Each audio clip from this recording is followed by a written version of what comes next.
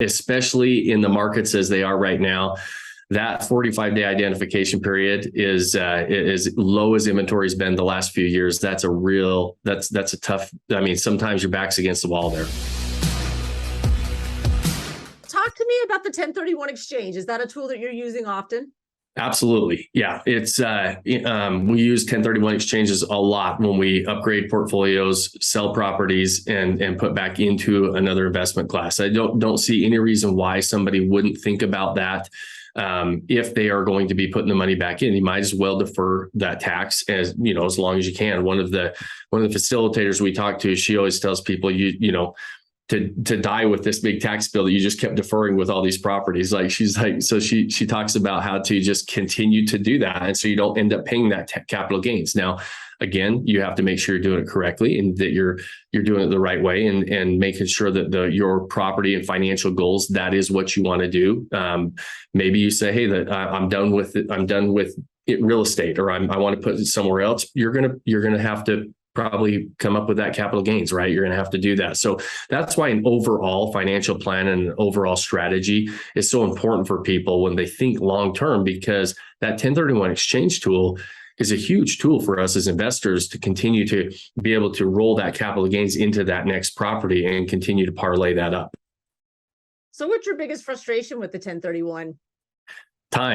The time frame. It's more often than not, especially in the markets as they are right now, that 45-day identification period is as low as inventory's been the last few years. That's a tough. I mean, sometimes your back's against the wall there.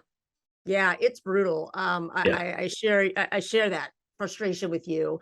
Here at the Capital Gains Tax Solution, what we do is show people how to not do the 1031 exchange and explore another opportunity called the Deferred Sales Trust in order to continue to defer those capital gains, but not have to go back into another property.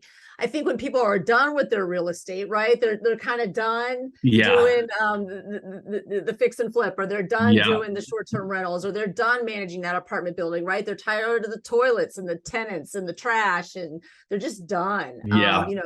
The Deferred Sales Trust is just such a great way to get out of really highly appreciated assets. Yes, absolutely. And I don't have, full disclosure, I don't have a ton of experience with the Deferred Sales Trust. I've heard some of our community members talking about it recently. And so definitely trying to learn a little bit more about that, because we've always just used the 1031 because we continue to stay in the asset, and so we're going from one to the other. But I'll tell you what, that time frame, that identification period and all that makes it very difficult. You have to really plan out a 1031 exchange, especially now. Like, it's almost easier to identify the property you're going to be buying way before you try to sell, and so and that doesn't always work out either. So it's tough to pull off in certain cases. Yeah. And, we've rescued 1031 exchange failures, I bet you have. The 11th hour, we're like, we'll take care of it. Right. And we get it done. You're always welcome, and our listeners are too, to go to the capitalgainstaxsolutions.com website. You can also learn more about it on my website, which is lanningfinancial.com. And that will help you learn more about what the Deferred Sales Trust is all about.